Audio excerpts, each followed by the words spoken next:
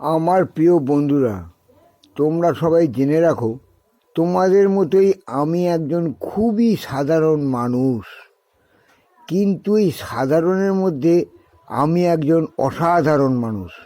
তাই আমাকে তোমরা সঠিকভাবে চিনতেই পারছো না, চেনবার চেষ্টাও করছো না, জানতেও চাও না, জানবেও না।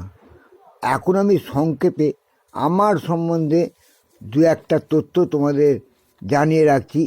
সেটা হচ্ছে সঠিক এবং 100% গোপনে রেখেছিলাম, আজ তোমাদের কাছে বলছি যে আমি কে।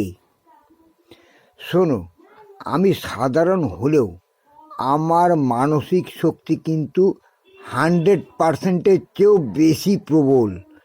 অর্থাৎ আমি নিজের সাধনার বলে আমার নিজের মানসিক শক্তিকে 100%-এরও বেশি বাড়িয়ে তুলতে সক্ষম হয়েছি, যা তোমরা কেউ পারোনি। সেই কারণে আমি সমস্ত কাজে সফলতা অর্জন করি এবং আমি যার সফলতা কামনা করে মনে মনে প্রার্থনা করি এবং আত্মশক্তির মাধ্যমে তার মঙ্গল কামনা করি, তার মঙ্গল হবেই, সব দিক থেকে তার ভালো হতে শুরু করবেই, 100% গ্যারান্টি। এবং কাজটা 24 ঘন্টার মধ্যেই শুরু হয়ে যায়। আবার কেউ যদি আমাকে অহেতুক বিনা দোষে অপমানিত বা অবহেলিত করে বা বিভিন্ন রকমের বাজে কটুকথা শুনিয়ে আমার মনে দুঃখ দেয়, তখন আমি মানসিক শক্তিকে প্রবল করে আমি তার সম্বন্ধে সমস্ত বাজে কথা, অর্থাৎ সবটাই অভিশাপের স্বরূপ, আমি চিন্তা করি। সঙ্গে সঙ্গে যে চিন্তা শক্তির বলে মানসিক শক্তি এক হয়ে তার প্রতি যে বিরূপ শক্তিটা প্রবেশ করে, 24 ঘন্টার মধ্যে তার অ্যাকশান শুরু হয়ে যায়, তার জীবনের সব কিছু শেষ হয়ে যায় ধীরে ধীরে, যাকে বলে প্রকৃত সর্বনাশ হওয়া। তোমরা কিন্তু এই শক্তিটা কেউ জানো না এবং জানতে পারবেও না, করবেও না, করতেও পারবে না। আমি তোমার একটা একটা দারুণ কথা বলছি।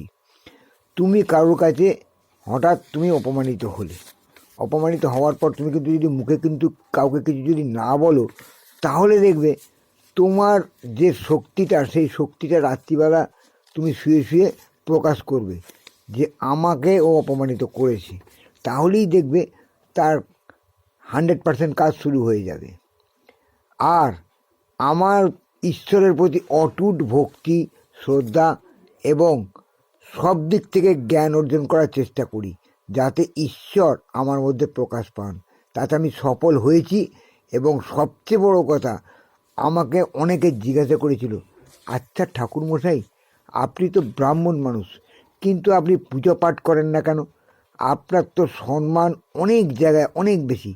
আমি তখন বলেছি, দেখো ভাই, আমি ঈশ্বরের বা আত্মার প্রতি বিরাট বিশ্বাস আছে, কিন্তু আমি পূজা পাঠ বা মূর্তির ওপর আমি কোনো বিশ্বাস নেই।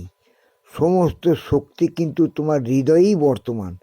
পৃথিবীর প্রত্যেকটা লোকের পূজা করার অধিকার আছে, কিন্তু সে পূজা করতে গেলে তোমার নিজের আত্মশক্তিকে সঠিকভাবে জাগরণ করতে হবে।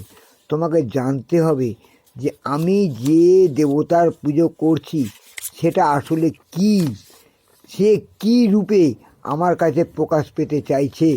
তবেই তুমি তার দেবতার পুজো করে তুমি সাকসেসফুল হবে।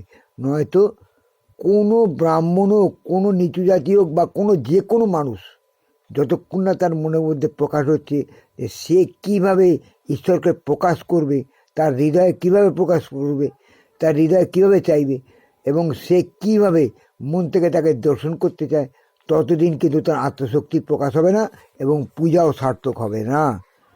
এইবার বলছি যে আমি পূজা পাঠ করি না একটাই কারণে, যে আমার মূর্তির প্রতি বিশ্বাস নেই, আমার ঈশ্বরের প্রতি বিশ্বাস আছে। সেই পরমেশ্বরকে আমি সবসময় মনে মনে স্মরণ করে আমি চিন্তা করি যে আমি কতদূর তোমাকে জানতে পেরেছি। ঈশ্বরকে জানা এবং নিজের আত্মশক্তির বিকাশ একটা অন্য ধরনের সাধনা, যেটা আমি করে সাকসেসফুল হয়েছি। তাই বলছি বন্ধুরা, তোমরাও চেষ্টা করো, তোমরাও পারবে। তোমাদের মনন শক্তিকে, তোমাদের নিজের ইচ্ছা শক্তিকে প্রবল করো, দেখবে আত্মশক্তি একবার জাগরণ হলে তুমি সবচেয়ে বড় একজন মহাপুরুষ মহামানব হতে বাধ্য। ঐশ্বরিক শক্তি তোমার মধ্যে প্রকাশ পাবেই পাবে। এরই নাম হচ্ছে ডিভাইন কোয়ালিটি। যেটা বললাম মনে রেখো।